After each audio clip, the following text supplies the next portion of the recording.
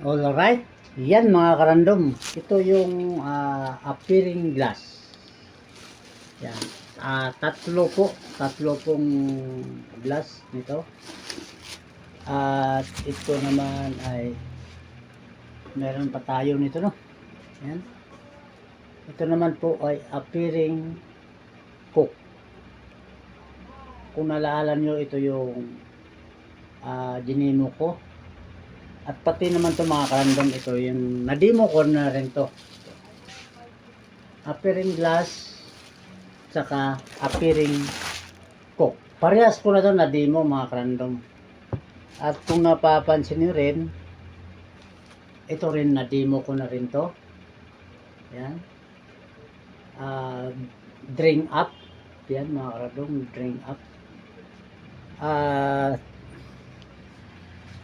Ito naman meron tayong abracadabra. Yan. Na-demo ko na rin yan. So, may papasilip ako mamaya mga karandom. Yan. So, yung may gusto mga karandom, no? Comment lang kayo dyan sa baba. At re-replyan ko kayo. Ito,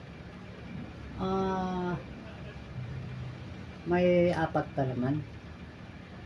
So gusto ko lang din ipakita sa inyo yung yan, yung frame na yan guys.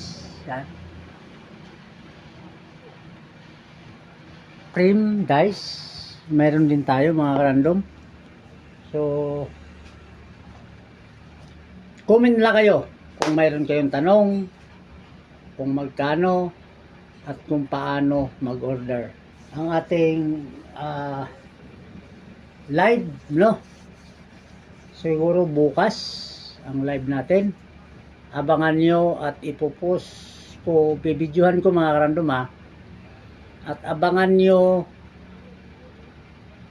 yung post ko, video ko bukas. Abangan nyo ang video ko bukas. At sasabihin ko sa inyo doon sa video kung magkano, kung ilang piraso. Tapos yun, mag-comment kayo sa baba. Ang unang mag-comment doon kung ano yung price na sinasabi ko, kahit pangalan or price, yan, i-comment nyo doon sa baba. Pag kayo ang unang nag-comment, kayo ang unang may-ari. So isa-isahin ko yun mga karandom. So abangan.